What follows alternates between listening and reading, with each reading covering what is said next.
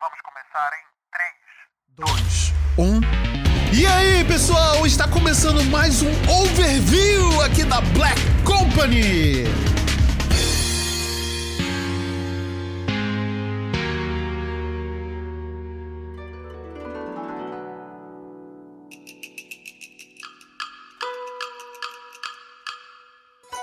E aí, pessoal, tudo bem? Como é que vocês estão? Está no ar mais um overview aqui da Black Company, meus amigos. E hoje nós vamos falar aqui sobre... Vou fazer, na verdade, uma homenagem muito forte, né, a um dos estúdios de animação mais incríveis que existe na face da Terra. E não estamos falando aqui da DreamWorks, não estamos falando de Disney, né? Não estamos falando de nada disso. Nós estamos aqui falando hoje sobre os estúdios Ghibli, cara. Sim, a gente vai fazer essa homenagem aqui aos estúdios Ghibli, né? Esse estúdio que pavimentou muita coisa no cinema, na animação e também na forma de contar histórias, né? Talvez hoje seja o estúdio ou a produtora de histórias lúdicas mais fenomenal que tem dentro da cultura pop, né? Atualmente, né? Lançando sempre um filme muito divertido, muito colorido, né, e tudo mais. Mas a gente vai falar melhor sobre isso daqui a pouco. Antes da gente vai apresentar aqui a nossa bancada, estou eu, Marcelo, capitaneando aqui o programa hoje, e eu estou aqui rodeada dos meus queridos, né, dos meus consagradíssimos. Hoje aqui está comigo o querido Rafiz. E aí, Rafiz, como é que você está? E aí, meu querido, prazer imenso e inenarrável estar aqui com vocês, comentando mais nerdices, e hoje é uma honra poder falar desse estúdio que, pra mim, ó o corte, hein? Pra mim é o que melhor entrega em animação atualmente. Não é polêmica quando é verdade. Exatamente. Nisso eu concordo com você. Olha, eu gosto muito de animações que tem saído por aí. Aquele filme do Pinóquio, do Guilherme Del Toro, é incrível e tudo mais, mas, cara, eu acho que quando sai um filme do estúdio Ghibli, não tem como, gente. A gente fica com os pelinhos do braço ouriçados, né? Só pedrada, né? Só pedrada, exatamente, né? E pra completar aqui a nossa bancada hoje, eu também trouxe aqui o meu querido K. E aí, K, como é que você está hoje, meu amigo? E aí, meus caros, bom dia, boa noite, boa madrugada, Feliz Natal aí pra todo mundo. Feliz Mas Páscoa, feliz aniversário pra quem é de aniversário. Exato, mas vamos entrar aí no mundo, eu acho que eu posso falar surreal, né? Surreal dos estúdios Ghibli. Sim. Incrível, não tem como não falar de animação e não comentar sobre eles, e vamos tentar entrar nesse mundo lúdico aí e participar disso. Exatamente, eu acho que surreal é uma palavra, talvez seja um dos muitos adjetivos que a gente possa descrever os estúdios Ghibli, né? Mas antes da gente entrar aqui no nosso bate-papo, eu vou pedir para você, querido ouvinte aqui da Black, irem nas redes sociais da Black Company, né? Nós estamos no Instagram como @BlackCompanyBR_. Nós temos também o nosso Twitter, nós temos o Blue Sky, nós temos aí também o nosso Threads, né? Esses links vão estar aqui na descrição desse episódio. Além disso, se você estiver ouvindo a gente por um agregador de podcast, seja ele Spotify, seja ele Google Podcast, nem existe mais, ó. Mas se você estiver ouvindo aqui por algum agregador de podcast que permita fazer algum tipo de avaliação, por favor, faça uma avaliação. Considere deixar uma avaliação, as suas estrelinhas, a sua nota aí, porque torna os podcasts da casa, não só o overview, mas os outros podcasts aqui da casa, mais relevantes para mais pessoas, né? Vamos espalhar a palavra da Black para o mundo, beleza? Então é isso, minha gente. Vamos deixar de embromação e vamos aqui cair de cabeça nesse mundo encantado dos estúdios Ghibli. Vamos lá.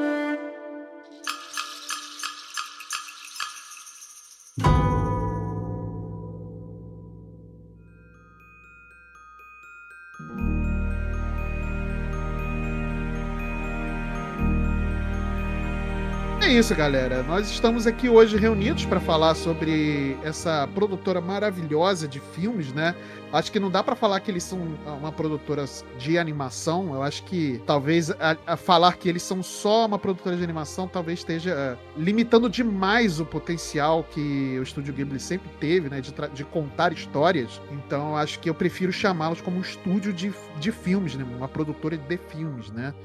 Obviamente são filmes animados, mas é um filme, né? Então, antes da gente começar, né, os estúdios Ghibli foram fundados, né, por Hayao Miyazaki e Isao Takahata.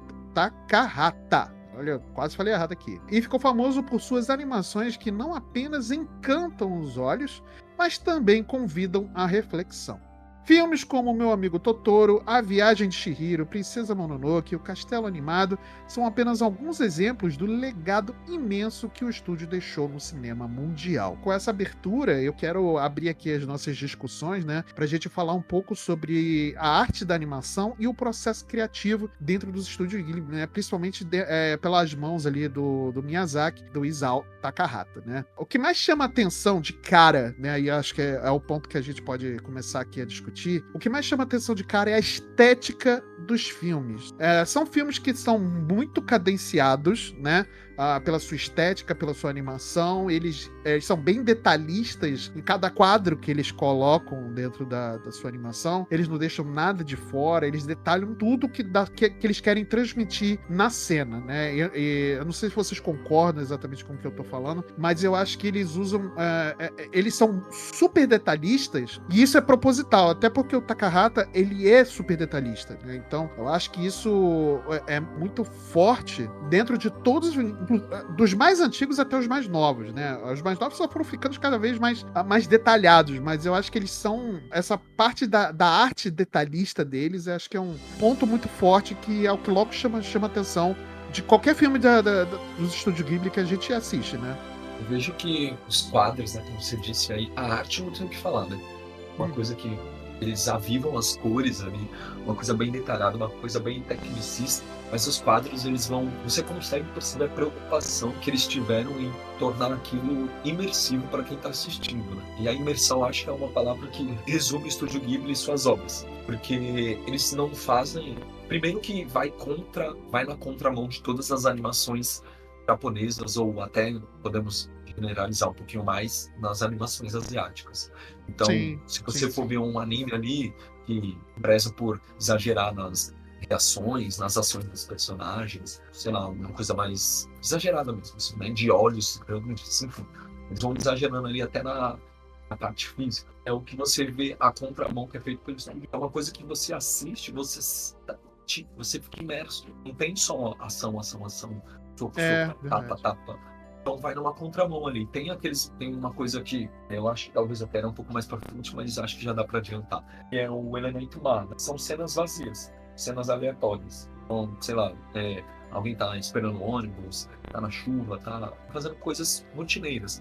E aquilo é que nos deixa imerso. Quando você fala em imersão, você pensa, sei lá, uma luta, prende a nossa atenção, deixa a gente sem ar, ou um filme, sei lá, de suspense, de terror, que assusta, deixa a gente sem se mexer, com medo. É uma imersão, mas eu acho que a imersão é você se sentir pertencente àquele universo. Então, às vezes é uma história que o Estúdio Ghibli conta, fantasiosa, de superpoderes, de alguma coisa que foge da nossa realidade, mas essas imersões, esses momentos que o personagem tá fazendo nada, tá parado, tá um olhando pro outro, tá comendo, tá esperando o ônibus, enfim, aquilo nos coloca, nos faz viajar pro universo deles, porque é uma coisa que a gente faz, que é literalmente ouvir uma música, comer, esperar um ônibus. Eu acho que aquilo ali nos traz pro universo do filme.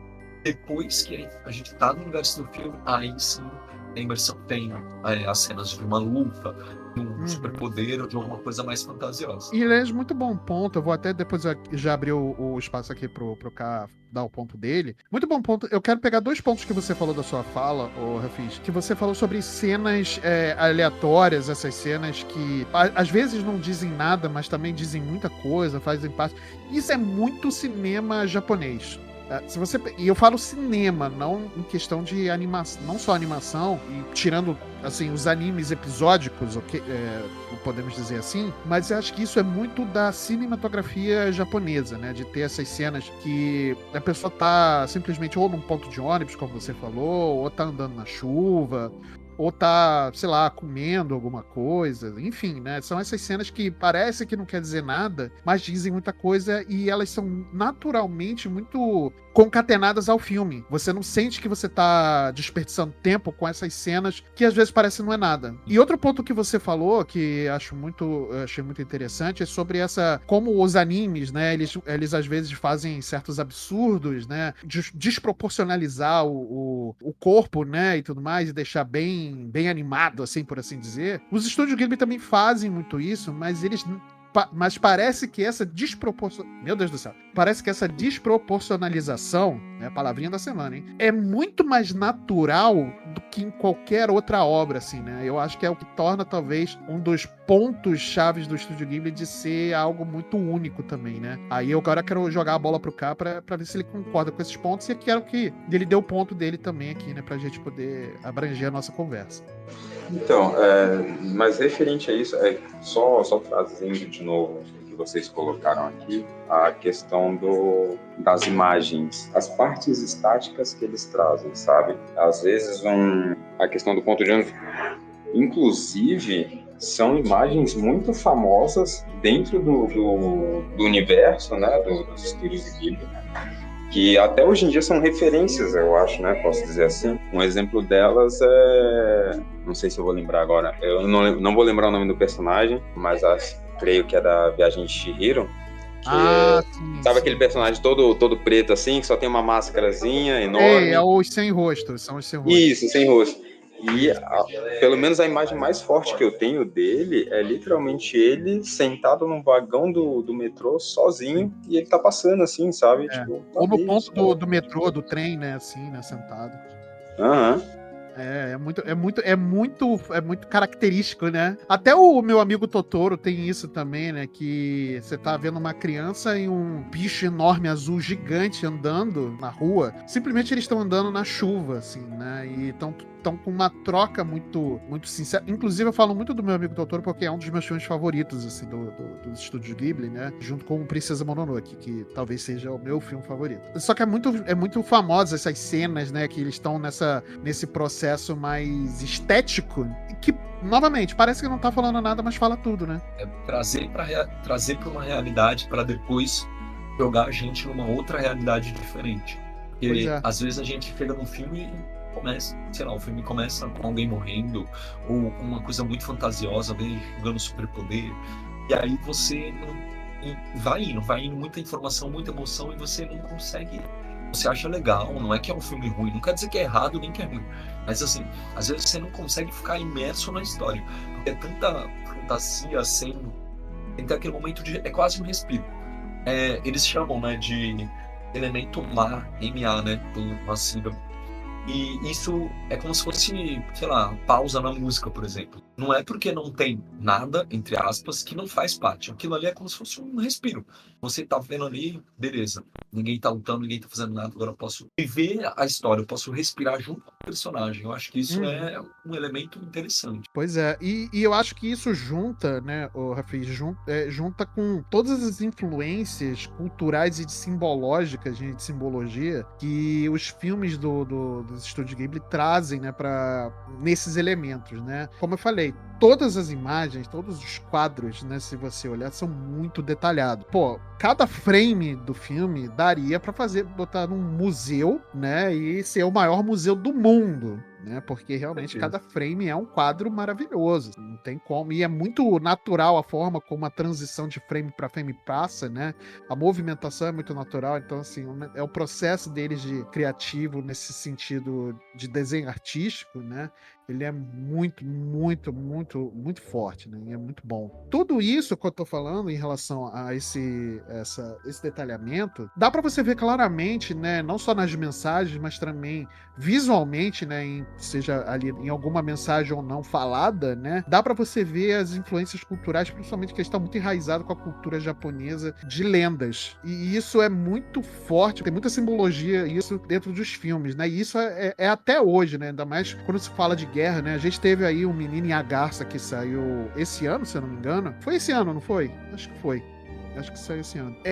Não, foi esse ano, tá certo, não foi esse ano mesmo. A gente teve o Menino e a Garça, né, que saiu, foi até pro cinema aqui no Brasil, né? Eu infelizmente não tive a oportunidade de cinema, mas depois eu vi, né, no streaming. O filme se trata muito sobre guerra, né? Ele fala muito sobre guerra, os spoilers da guerra, enfim, né? E tem muito dessas mensagens, né? Desse ambiente e tudo mais, dessa cultura japonesa de lendas, né? E de mitos. Acho que eles usam muito para contar suas histórias sejam elas narradas ou visualmente falando, né? Eu não sei se vocês concordam comigo. Aqui diz que lançou no Japão em 2023. 14 de julho de 2023, 2023. Isso. Eu acho muito interessante como eles utilizam fatos da própria cultura, né? De lendas, né? Embasar um enredo. Eu acho que isso é crucial. Meio que, não que seja só o Estúdio Ghibli que faça isso, mas eles fazem de uma maneira muito pertencente, de uma maneira muito própria mesmo, né? Você tá tão lá dentro que você nem, sabe, não duvida. Sabe, que às vezes você sai e você fala, nada a ver isso aqui. Você não tem esse momento no filme, você não sai.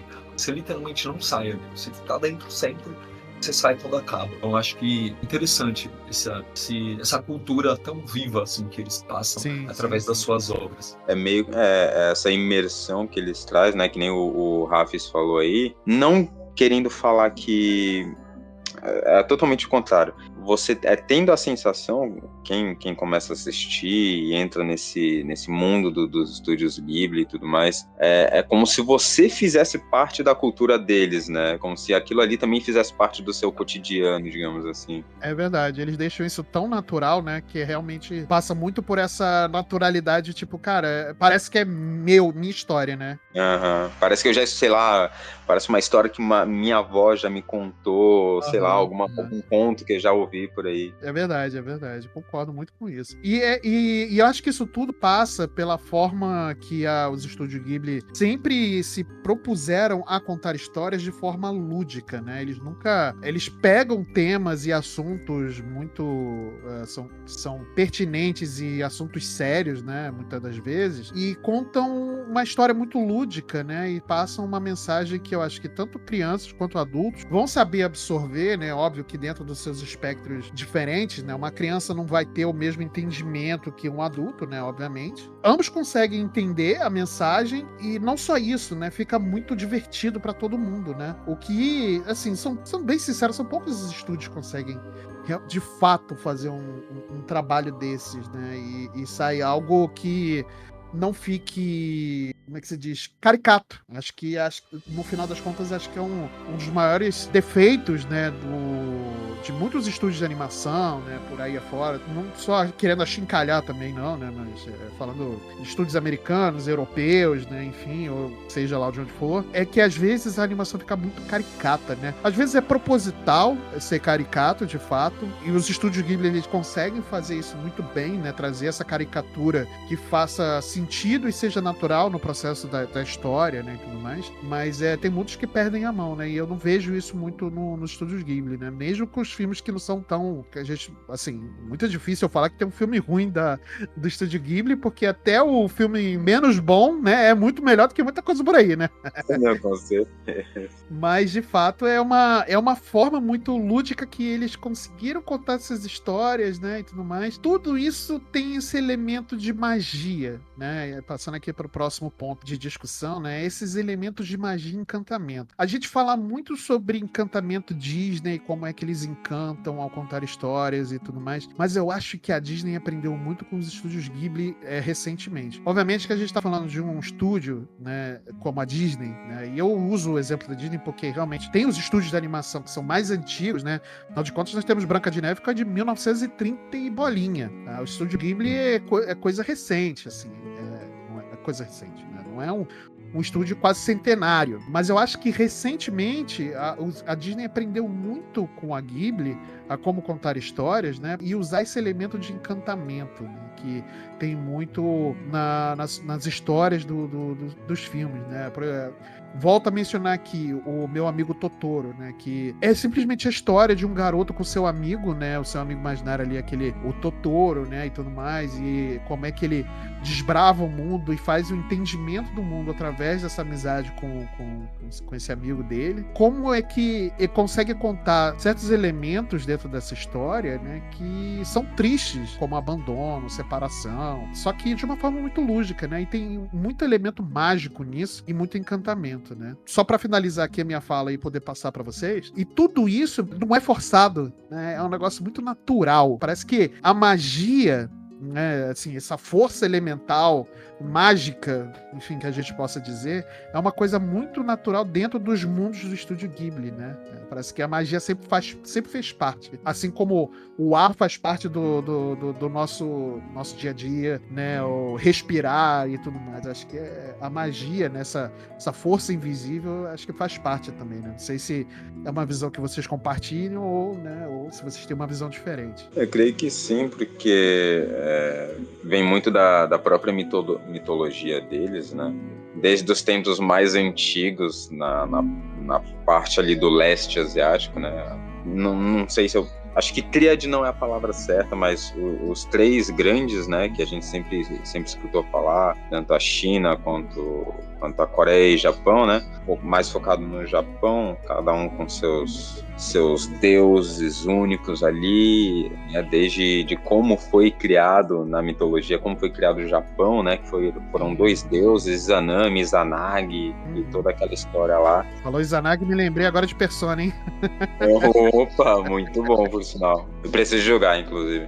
Olha aí, é o melhor. Inclusive, o Izanagi tá no melhor Persona da minha vida, assim, ó, Persona 4, então fica a dica aí, tá, gente? Inclusive, um dos meus favoritos, tá, do estúdio Ghibli, que é o Conto da Princesa Kaguya. A estética dele em si, literalmente, parece que o tempo inteiro ele foi desenhado com aquela técnica de pincéis, assim, japonesa tradicional e tudo mais, meio aquarela, meio, sabe? Parece que é feito em pano, né? A impressão é que é meio em pano, assim, né? O fundo, né? É meio... Lembra. Cara, é muito bacana isso. E aí, se você for pegar pra ver, só a sinopse do filme já é por si uma lenda, porque conta a história da princesa, né, que ela foi um bebê achado dentro de um pedaço de bambu que estava brilhando, e um casal de camponeses ali, senhorzinhos, acharam ela, e ela era tipo, não era um bebê assim, da nosso tamanho, né, assim, das crianças aí, dos recém-nascidos, cabia na palma da mão da senhora lá. Então tudo isso e toda a questão da magia e como ela foi descoberta e tudo mais, então tem toda essa lenda por trás. Vou puxar aqui você falou dos elementos, né? A magia, com certeza, essa parte mais fantasiosa aí, é algo que, pela naturalidade que os autores passam, que o estúdio passa pra gente, é como ar, né? Como você disse, é uma coisa que é natural, você nem lembra que tá tendo uma magia e que não é uma coisa que tem no nosso mundo. Mas eu vou puxar um pouco mais para um elemento que eu acho bem curioso. Vamos dar um exemplo, pegar a Viagem de Chihiro como exemplo, que eu acho que é o case de sucesso principal aí, né, dos estúdios Ghibli. É verdade. No começo dos anos 2000, né, inclusive, esse filme. Exato. Né? Se não tô maluco, é ganhador de Oscar, né? Ganhador de Oscar. Isso. Então é um grande case de sucesso. Então eu vou pegar esse filme como exemplo. Tem a Chihiro, agora eu vou ter que dar um spoilerzinho. Mas aí tudo bem, não tem problema. Aí também fica irritado. Não. Aí não tem como. Mas, ó, gente, tem um aviso de spoiler aqui, né? O Rafi está dando um aviso de spoiler. Se vocês quiserem parar aqui para poder ver o filme antes, quase todos os filmes do Estúdio Ghibli estão disponíveis hoje na Netflix. Inclusive, obrigado, senhora Netflix, pela graça alcançada da gente poder ver os filmes do Estúdio Ghibli num lugar só, né? Com certeza. Falar que isso é spoiler, eu tinha 11 anos, hein, gente? Pelo amor de Deus. Já não é mais spoiler faz tempo. Mas, falar da minha idade, assunto, tudo bem. A Viagem de Chihiro, que, né, diz a história da garota, foi viajar com seus pais, e ali vai entrando dentro daquele enredo. Eles fazem algo que é crucial, cara, que é um pouco raro em outros estúdios, em outras animações. Que vai apresentando alguns personagens, algumas criaturas, e não tem a necessidade de explicar para quem tá assistindo de onde veio, para que serve, se tem poder, se não tem. Eu acho isso genial, porque é quase um enredo de videogame, é como se a gente estivesse jogando um videogame e não descobrisse na hora, porque se a Viagem de Chihiro fosse, sei lá, um filme, uma animação da Disney, Marvel, Eu sou Marvete, mas eu tenho que confessar. Se fosse uma animação da Marvel ou da Disney, ia ter um personagem lá, a She-Ra ia falar, ia aparecer um personagem estranho, a She-Ra ia perguntar, mas quem é esse? E o personagem estranho ia falar, ele é isso, ele tem o poder tal, e aí você não ia ter mistério, você ia descobrir tipo, na hora. Podia demorar um pouquinho ali, mas assim, casos raros, algo que ia ter um elo, um eixo norteador ali pra te explicar o que é. Na Viagem de Chihiro, acaba o filme, meu irmão, e tem personagem que tu não sabe nem o nome, tu não sabe o que ele faz, não sabe se ele tem poder, se ele não tem. E eu acho que isso pode parecer bizarro. Você pode, em algum momento, pode até pensar que vai ficar perdido, mas eu acho que isso é outro elemento que deixa a gente imerso. Porque é como se o protagonista, o personagem protagonista, a Chihiro no caso, tivesse as mesmas concepções que a nossa, a mesma visão que a nossa, que muitas das vezes é nenhuma, porque tem é incrível, acaba o filme e tem personagem que fica por isso mesmo, aparece, você não sabe se ele, sabe, não é que todos são figurantes, não, eu acho que isso é um segredo do diferencial deles do estúdio para outros estúdios, que é você fica tipo, meu, o que tá acontecendo, o que é aquele bicho ali escuro, o que é aquele personagem grandão ali embaixo do guarda-chuva, e vai te levando. Alguns você consegue falar, ele tem esse poder, ele faz isso, ele faz aquilo. Outros, amigo, 2001, estamos em 2024 e nada. E a gente não descobre, lógico, que você for pesquisar, você vai achar, beleza, mas eu acho que a graça, o diferencial é isso, cara, é trazer um ponto de vista ingênuo, cru daquilo, e isso também dá uma diferença. É verdade. E é muito bom você ter pego esse ponto da magia, né? E principalmente dessas histórias, né? E tudo mais, e isso que você falou. Cara, é muito interessante a forma como eles conseguem colocar, né? Você usou o exemplo aqui de Viagem de Chihiro, e eu pego outro exemplo também de um filme que fez muito sucesso, que é Ponyo, Uma Amizade que Veio do Mar, de 2008, esse filme. E o Conto da Princesa Kaguya também, que eu acho que essa estrutura dessa forma de contar esse tipo de história, de usar essa magia como algo muito perene dentro do mundo, né, que eles constroem ali para aquela história, é muito natural, cara. Então eu acho que é um excelente ponto que você falou, e eu acho que ele condiz muito ele anda muito de mão dada, né, no caso, com a forma que o estúdio faz o aprofundamento dos seus personagens. Eu falei aqui de Conto da Princesa Kaguya, eu falei de Ponyo e tudo mais, mas talvez um filme, que é um dos primeiros filmes, né? Ele é lá de 97. Um dos primeiros não, né? Já tinha ali lançado seus quase 5, 6 filmes ali. Mas o Princesa Mononoke, talvez pra mim, é onde o estúdio mais se diverge. Veja bem o que eu tô falando. Eu acho que ele mais se diverge na forma como aprofunda o personagem. Porque pra mim, Princesa Mononoke é um filme muito mais visceral do que necessariamente lúdico. Então então tem formas e formas ali que os filmes eles fazem um aprofundamento dos seus personagens, né? Por exemplo, dentro do Menino e a Garça também é diferente.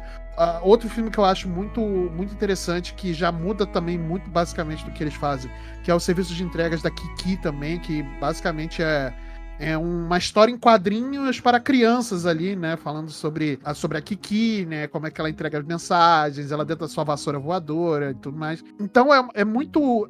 você vê que tem muitas formas deles a fazerem esses aprofundamentos, mas eu acho que na Princesa Mononoke talvez é um ponto muito fora da curva, porque lida com muita da questão da moralidade ambígua também, né? Não só da personagem principal nem dos monstros, mas de todo mundo que cerca dentro daquele mundo. É muito interessante isso, porque você não vê em muitas animações muito aprofundamento, e aí eu volto a fazer esse comparativo, né? A Disney não fazia muito aprofundamento dos seus personagens. Hoje a gente já vê personagens de animação, mesmo animações de sucesso, lá, Monstros S.A., bota Toy Story, por exemplo, que talvez seja um dos filmes mais consagrados da Disney. Como é que eles fazem esse aprofundamento e camadas de personalidade em cada personagem, mesmo dentro de uma animação? E é algo que o Estúdio Ghibli já vinha fazendo, talvez desde o seu primeiro filme. Aí eu abro agora aqui a discussão para vocês sobre esse aprofundamento, né? Como é que vocês enxergam esse aprofundamento de personagens que o Estúdio Ghibli faz, né? Das suas diversas formas, né? Eu acho interessante, porque é a humanização do personagem, né? Tanto herói como vilão, porque meio que a vida entrando já no lado mais filosofal da coisa, a vida é isso, ninguém é 100% bonzinho, nem 100% ruim. Por que o personagem é ruim, né, entre aspas? Porque ele é vilão, vamos dizer assim. Por que o personagem é herói? O que trouxe ele ali? Quais os pontos fracos? Por mais que ele tá, sei lá, é uma princesa. Usando a Disney de novo. Disney, eu te amo, tá? Mas é só pra trazer um exemplo mesmo. Não, todos aqui somos Disney fag pra caramba, gente, pelo amor de Deus. Não entendo a gente mal. Mas, né? Exatamente. É só pra comparar, porque a Disney é o estúdio, né? Então acho que você trazendo isso como parâmetro, fica mais pra quem tá ouvindo, às vezes não conhece o Estúdio Ghibli, tá ouvindo pela primeira vez alguma coisa sobre. Então, para ter um embasamento, uma comparação ali. Princesa, conceito de princesa, na nossa cabeça vem muito de Disney, né? Já começa por aí. Aquela mocinha delicada, uma coisinha mais, sabe? Uhum. Porque é só isso, a princesa é só isso, só tem aquilo, só tem delicadeza, só tem muito mais ali dentro daquilo. E esse filme, ele, como você disse, ele diverge muito das outras produções do Estúdio Ghibli. Ele é uma coisa bem visceral mesmo, acho que essa é a palavra. Uma coisa mais, sei lá, sangrenta, uma coisa mais selvagem. Ele parece ser mais animalesco, né? Uhum. Sim, ele é para impactar. Ele tem ali um conceito da natureza ali de fundo, tem uma coisinha ali meio de rebeldia, e ele vem, pá, ele é um chute na cara mesmo, né? Ele é um pé na porta. Nossa, e e é interessante como ele foi feito para chocar, e ele humaniza, tanto o lado humaniza para falar, poxa, cara, princesa também é isso, entendeu? Mas também humaniza um lado de você falar, caramba, isso daqui é diferente do que eu imagino, do que eu imaginava. Então eu acho muito bom esse lado de humanização, é trazer que, tipo, uma princesa tem uma visceralidade que ninguém imagina. Que um herói tem um lado ruim. Sim. Você fala, pô, ele deu uma mancada, ele é da hora, esse personagem, mas ele deu uma mancada. Ou então, pô, ele é vilão, mas eu consigo, por mais eu não concordo com ele, é um crápula, mas eu consigo nesse ponto aqui entender o porquê. Aí ele, pô, ele é vilão, mas aconteceu tal coisa com ele. Tudo tem um propósito, né? Atrás. Não deixa de ser vilão, né? Exato. Mas tudo tem um propósito, Sim. Nada é tipo, eu sou mal porque eu sou mal, sabe? Haha. Não, tipo, exatamente. Tudo tem um propósito, tudo é muito bem explicado, tudo muito bem aprofundado, tem sentido. E é um ponto que eu escrevi aqui, desculpa, só para poder complementar, e é um ponto que eu escrevi aqui, né, durante a produção do roteiro, né, que nenhum desses personagens, eles são unidimensionais, né, eles não são bons ou maus, eles são luz e escuridão. Todo mundo tem camadas, todo mundo tem todo é muito complexo. Assim como o ser humano, né, nós aqui somos seres complexos, né? Nós não somos maus totalmente maus, totalmente bons, né? Não somos seres 100% virtuosos, né? A gente tem as nossas complexidades, né? Nós somos pessoas ambíguas, cheias de camada, né? Cheias de história e tudo mais, e isso é transportado para a forma como eles montam esses personagens, né, sejam eles heróis ou vilão, né, entre aspas, né, eles são da mesma forma. Sim, isso daí é um ponto que você trouxe de forma positiva mesmo, é o lado humano, né, às vezes, lógico que às vezes a gente quer assistir uma produção audiovisual que tira a gente da realidade, claro. de carro voador, uma coisa assim, mas hoje em dia, principalmente, é interessante a gente se sentir representado naquilo. Falar, poxa, caramba, a princesa, ela tem esse lado. Ela não é só, tipo, postura, sabe? Não é só delicadeza. Ela tem um lado em que ela tem que estar com o pé na cara mesmo. Então, acho que é bom essas obras que, mesmo que seja uma animação, essas obras que nos fazem refletir, nos colocam para pensar, sabe? Eu acho que isso é uma coisa benéfica mesmo. Eu também meio que tira um pouco daquele, acho que eu posso falar assim, aquele pensamento um pouco mais antigo de não, mas animação ou é só um desenho, é algo que tá passando ali, poxa, é fantasioso, você vai tomar aquilo pra sua vida real, não é tudo mentira, é só uma historinha, sabe? Aquele famoso, é só uma historinha pra uma criança, sabe? Não tem mais isso.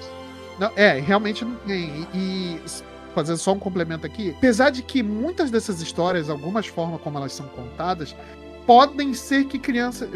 Podem ser, não. crianças vão ver, vão achar bonito e vão, de certa forma, entender dentro do raciocínio que elas conseguem entender. Mas é complexo o suficiente para que a gente fique preso também, né? Sim, não, sim, exatamente.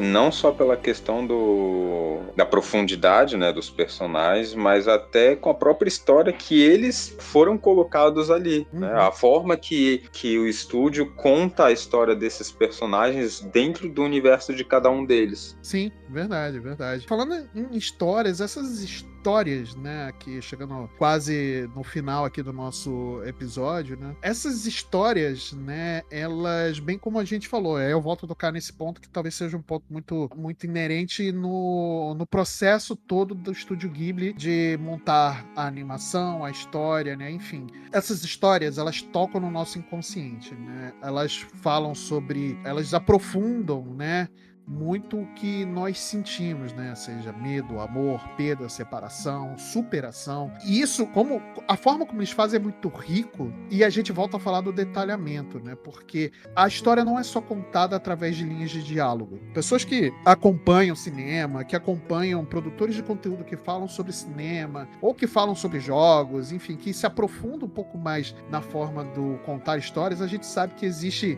uma fórmula, entre aspas, de contar uma história, seja uma história de romance, seja uma história de ação, enfim, né? Tem aí a gente fala do jargão, a famosa jornada do herói, né, e tudo mais. Só que a forma como o Estúdio Ghibli, ele consegue quebrar essa dita fórmula, entre aspas, novamente, que é uma regra não dita, talvez, né, que não existe fórmula, a forma como ele consegue manipular essa fórmula de contar histórias, né, e criar algo muito próprio. E isso cria uma experiência cinematográfica que marca muito a gente no nosso coração, no nosso intelecto. A gente fica mastigando muito tempo o filme, né? Volto a citar aqui Princesa Mononoke. Quando eu vi a primeira vez, eu já tinha visto alguns filmes do Estúdio Ghibli. Eu vi Princesa Mononoke não na época, em 97, né? Eu vi ela muito tempo depois, esse filme muito tempo depois. E eu já tinha visto alguns filmes, eu já tinha visto Meu Amigo Totoro, eu tinha visto Ponyo, Viagem de Chihiro. E aí, quando eu vi isso, cara, deu uma quebrada, assim, muito, muito forte, porque eu achava que o Estúdio Ghibli fazia essas histórias mais lúdicas, assim, né? Mais semi-infantil. Vou botar essa expressão aqui. Nem é essa a expressão necessariamente, mas só para uma forma de entender o que eu tô falando. E quebrou muito, né? E aí eu entendi que eles quebram a própria regra, né? E talvez uma regra não dita, né? Como volto a dizer aqui, para ter uma coisa muito própria. E isso marca. Cara, eu fiquei muito tempo, depois que eu assisti Princesa Mononoke pela primeira vez, eu fiquei muito tempo mastigando esse filme, cara. Ele realmente me marcou, assim, de uma forma muito, muito visceral, muito profunda, né? Volto a falar, é um filme muito visceral. Ele é um filme muito... acho que não tem uma palavra melhor do que visceral, né? Mas, de fato, ele é esse filme muito... que te passa uma mensagem muito clara. E é talvez um dos filmes que tem menos linha de diálogo, né? E que tenha mais cenas de ação, né? De todo, assim, o processo do Estúdio Ghibli, né? E eu acho que, aproveitando o gancho aí de obras, filmes que marcaram dentro do estúdio, eu espero que vocês tenham assistido O Túmulo dos Vagalumes. Nossa! Eu vi, meu amigo. Do céu. Mano, que pedrada. Eu não vou falar o que acontece crucialmente, assim. Por mais que o filme é de 1988, também não é spoiler. Mas, assim, esse tem que ter a sensação de, sem saber o que vai acontecer, pra assistir. E, assim, aquilo ali ele pega o nosso coração, raspa no asfalto quente e passa na tua não cara. devolve nunca mais. Não, ele passa na tua cara. Aquilo ali é tristeza. Resumindo, sem falar o que aconteceu, é a história de dois irmãos que viveram durante a Segunda Guerra Mundial. E aí vai tomando um caminho que você fala... Só você já tá passando as cenas aqui na minha cabeça, eu não posso nem me lembrar disso agora. Não, aquilo ali é absurdo. Não, esse filme, pra mim, não é o melhor filme, né, de Estúdio Ghibli, mas, assim, é o filme que, se quer falar de imersão, aquilo ali foi a imersão. Aquilo me levou pra sei lá pra onde. Não gosto nem de lembrar que parece que aconteceu. Parece que eu fiz o filme. Eu estava no personagem. É verdade. É literalmente isso. A forma como ele entranha em você, né? O Túmulo dos Vagalumes realmente é um negócio muito, muito sinistro também, né? Muito, muito sinistro. Acho que essa palavra também cabe para esse filme. Eu acho que entra como... Bom, pelo menos pra mim, entra como aquele filme que eu vi quando eu, não sei, talvez eu já fosse adolescente ou um pouco mais velho, não sei. Mas sabe quando você assiste o filme meio que de relance? Você assistiu por assistir e tal, foi aquilo... Sim, meio perdido depois, assim, né? E depois de muito, sei lá, depois de alguns anos, depois dos meus 22, 23 anos, é que eu fui começar a perceber o que realmente era e o significado desse filme. Aí você começa a pensar e você fica, mano, não, cara, não, como? Mas aí eu ainda entro com outro filme dessas entrelinhas também, que também me marcou. Pra quem não viu, indicação minha, pode ver sem medo nenhum, o filme é bom, que é Vidas ao Vento. Vidas ao Vento é um bom filme também. Não é o meu Nossa. preferido, Nossa. mas é um filmaço. Toda a questão o famoso sonho do personagem principal que ele tem ali, mas ele se apaixona e vira a cabeça dele, a vida dele, né, vira do avesso. E aí, sem spoiler, né, acontece lá um inesperado com a amada dele, e aí ele não sabe mais o que fazer e tem que se decidir. Enfim, mas, pô, surreal. Vidas ao Vento, eu não sei se o Rafiz ia fazer algum comentário, mas o Vidas ao Vento talvez seja o exemplo de como o Estúdio Ghibli pega a jornada do herói e quebra pra contar essa história. Sim, creio que sim. Que ali é que nem eu falei antes. Tem a questão do personagem principal, que ele deseja, tem o sonho da vida dele, né? O que ele quer conquistar. Tem toda aquela história de, me apaixonei aqui, descobri o amor, só que acho que umas épocas mais antigas, né? Acho que isso aqui não é spoiler, né? Ele queria, o sonho dele era criar um avião, só que tinha um formato diferente, é isso? Isso. Tinha um formato diferente e ele queria voar nesse avião que ele mesmo criou. E esse era o sonho da vida, o projeto da vida inteira dele. Tipo, desde, né, adolescente e tal, estudou para isso. E no meio tempo tem, né, idas e vindas, ele se apaixona e tudo mais. Tem essa parte aí do filme levar para um caminho completamente diferente, você fica, não, ele fez isso. Tipo, não o personagem em si, mas, sabe, o estúdio fez isso, não mandou ele para lá. Ele teve que tomar essa decisão, era isso, era aquilo. Sei lá, o mais pra frente, assim, toma um rumo completamente diferente. É verdade. Não se torna algo que você fica, tá, já sei, ele vai fazer isso, ele vai fazer aquilo, não sei, ele vai escolher o amor da vida dele, não sei o que, sabe? Sim, com certeza. É de fato uma forma muito.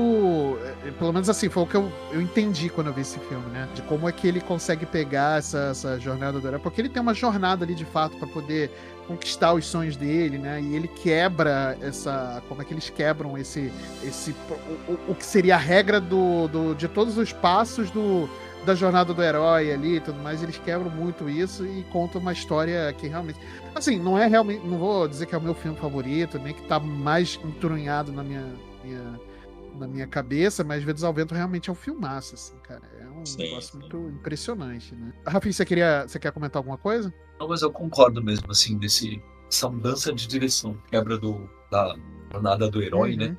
Uma fórmula aí que a galera só vai. Sim. Então é interessante, porque por ser muito utilizada a jornada do herói, você tá ali confortável, seguindo aquilo, falando, então acho que daqui a pouco vai acontecer isso, aquilo. Você meio que sabendo a fórmula inconscientemente, você fica esperando aquele caminho. Sim. Eles vão lá e um por outro. Então acho que isso é bacana também. Muito, né? Muito legal. E aí, chegando agora na parte final aqui, que a gente vai fazer o nosso... vai fazer aqui nossa conclusão, né? Eu queria que cada um aqui citasse um filme, seu filme favorito, né, dos estúdios Ghibli, e dissesse o porquê. Né? Eu vou começar aqui a rodada com o nosso querido Rafiz. Rafiz, diz aí qual o seu filme favorito e, em poucas palavras, diz o porquê que é o seu filme favorito. Eu acho que o Túmulo dos Vagalumes, porque me Porque você gosta de tristeza, né? Deixou. Você quer. Eu sou emo. Cara. Eu sou emo. Olha, eu falei até um palavrão aqui que eu não podia ter falado. Bota aí. Pelo amor de Deus. Então, eu vou explicar o porquê. Túmulo calma. dos Vagalumes, pelo amor de Deus, gente. Para de ser triste, cara. Vamos. Não, mas eu vou falar por quê. Porque, assim, filme triste tem vários. Tem, Só tem. que esse filme é uma tristeza de real, pô. Uhum, Real. sim. Parece que aconteceu algo e eu tava lá, entendeu? Então, por isso que eu vou falar aqui, não analisando, eu digo mais analisando tecnicamente, né? Lógico que A Viagem de Chihiro é um filme legal de assistir, é uma coisa, sabe? Sim. Mas eu acho que tecnicamente, os Vagalumes, a proposta que ele tem, que é desgraçar a vida de quem tá assistindo, sim. Mas ele consegue. Ele vai a fundo no que ele quer e eu fico com esse filme. Muito bom, muito bom. Tá bom, tá certo, né? Faz. Eu não posso. Cara, meu Deus, esse filme é muito triste, cara. Eu só assisti ele, acho que umas 3 vezes, e eu falei, nunca mais vou assistir esse filme de novo na minha vida. Porque ele me desgraça muito, cara. Não tem como, não tenho remédio ainda o suficiente pra ficar vendo esse filme. Ele é embaçado. E cá, qual o seu filme favorito aqui do Estúdio Ghibli e o porquê? Pode ser meio piegas, mas Aham. eu vou em Viagem de Chihiro. Viagem de Chihiro, ok. Boa Chihiro. escolha. Mas é simplesmente porque os personagens me pegam muito. Eles são muito característicos deles mesmos, sabe? Tanto o próprio dragão, né? Acho que um dos maiores, assim, de todos do Estúdio Ghibli, o dragão lá da Viagem de Chihiro. O meu favorito do coração. Tem gente que tem medo dele, se assusta, mas eu não consigo. Eu acho ele um fofo, que é o Sem Rosto. Os sem rosto, né, cara? É verdade. Aliás, muito, muito comum em tatuagens por aí, né? Que o pessoal gosta de homenagear o Estúdio Ghibli e faz os sem rosto, né? Cara, desculpa, pra mim não tem como não gostar do Sem Rosto. Eles são muito icônicos, né? Eu vou falar que o meu ainda... Eu já provavelmente já mencionei ele aqui algumas vezes, mas ainda é Princesa Mononoke, né? Apesar de eu gostar de muitos outros filmes, eu recentemente vi o Menino e a Garça e eu acho um filme incrível, né? Tem o próprio Ponyo também, que eu gosto. Viagem de Chihiro, que é, né, sensacional e tudo mais. Meu Amigo Totoro, que talvez seja o meu segundo filme favorito dos estúdios, mas Princesa Mononoke, ele me quebrou, cara. Exatamente pela forma como ele quebrou uma sequência de histórias que era muito mais lúdico, até mesmo o Cemitério dos Vagalumes, que ele conta uma história super triste, né, mas ele ainda assim é muito lúdico, né, e tudo mais. Mas o Princesa Mononoke me quebrou, cara, porque exatamente por ele ser esse filme visceral, violento, né, com poucas palavras. Eu não sei, não tenho dados aqui, né, mas pra mim talvez seja o filme que tem menos linha de diálogo, né, dos estúdios Ghibli, e é um filme grande, cara, de 2 horas e 14 minutos, mais de 2 horas, né, 2 horas e pouco de filme, e são poucas linhas de diálogo, mas é um filme que ele transmite uma mensagem muito forte, cara. Então, assim, não vou entrar em detalhes também, porque eu acho que eu vou até embarcar no que o Rafi está fazendo, de não dar muito spoiler, né? Porque, mesmo que seja de filmes antigos, né? Porque eu acho que cada filme é uma experiência muito única, né? Então, talvez se eu falar muito sobre Princesa Mononoke, entrar aqui em detalhamento de história, talvez vai estragar um pouco a surpresa, né, que esse filme é. Mas é um filme muito visceral. E eu acho que ele não fez... É um filme muito único da galeria dos filmes do Estúdio Ghibli, e eu acho que não tem nenhum outro filme parecido dentro do seu portfólio, né? Então, cara, eu gosto muito de Princesa Mononoke. Assim. Ainda farei uma tatuagem para homenagear esta obra de arte, mas Princesa Mononoke é meu filme favorito disparado.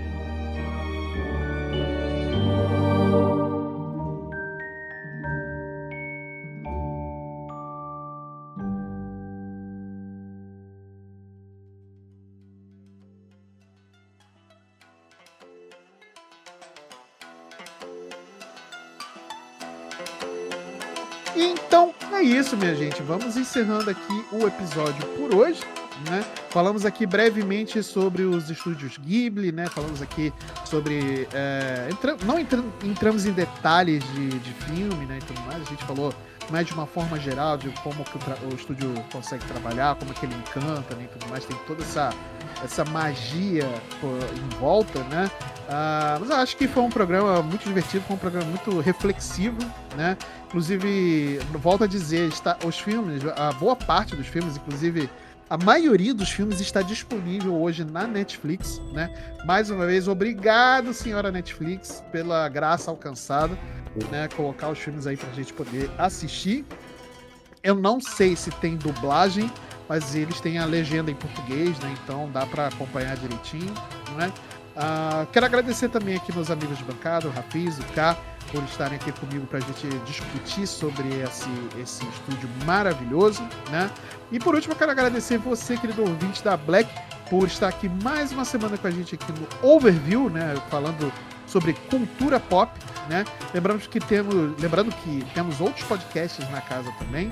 Nós temos Entre Balões e Quadros, nós temos o Overdrive, que é o resumo das notícias da semana, né? Nós temos os Contos de Elora, que é o grupo de RPG mais intrépido da internet brasileira, né?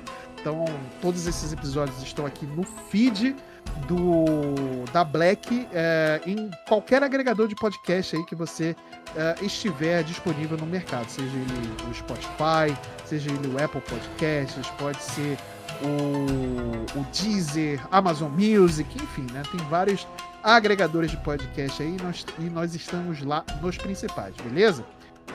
Siga a gente lá nas redes sociais, lembrando mais uma vez, né, nas nossas redes sociais, nós estamos lá no Instagram como @BlackCompanyBR_. Nós temos também o nosso Blue Sky, nós temos Threads, nós temos Twitter, né? Todos esses links vão estar aqui na descrição do episódio.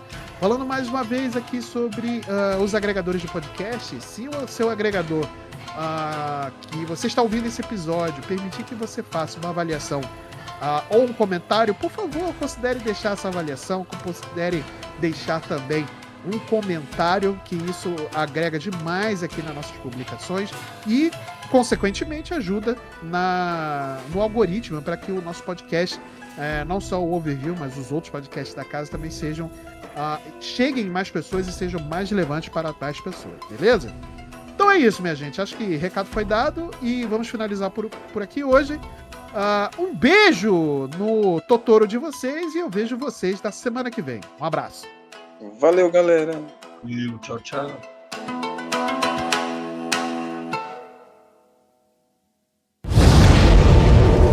Senhoras, senhores e mortos-vivos de todo o Brasil, este podcast foi editado por Seu Inácio.